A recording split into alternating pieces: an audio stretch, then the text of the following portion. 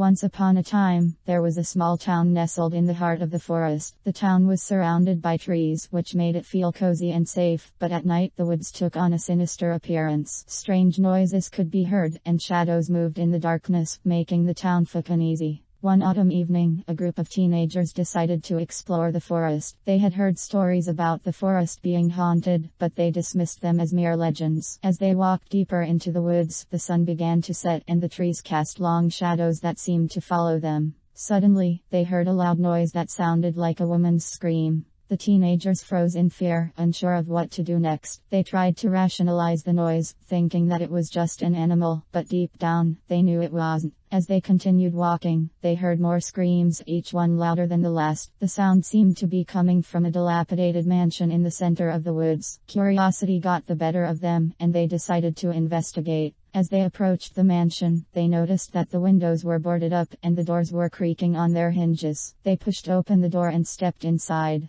The air inside the mansion was still and musty, and the only light came from the moon peeking through the broken windows. As they walked through the rooms, they noticed strange symbols etched into the walls, and the air grew colder. Suddenly, they heard footsteps coming from upstairs. The teenagers froze, unsure of what to do next. They heard a voice whispering, and it seemed to be coming from every direction at once. They realized that they were not alone in the mansion, and they were not welcome there. The voice grew louder, and they heard a woman's laughter. They turned to run, but the door slammed shut, trapping them inside. The laughter grew louder, and they saw a figure emerging from the shadows. It was a woman, but she was not like any woman they had ever seen before. Her eyes glowed red, and her hair was wild and tangled. She began to chant in a language they did not understand, and the symbols on the walls began to glow. The teenagers tried to escape, but the mansion seemed to have a life of its own. The walls shifted, and the floor creaked, making it impossible to run. The woman's chanting grew louder, and the symbols on the wall began to pulse with an eerie light. Suddenly, the room grew dark and the chanting stopped.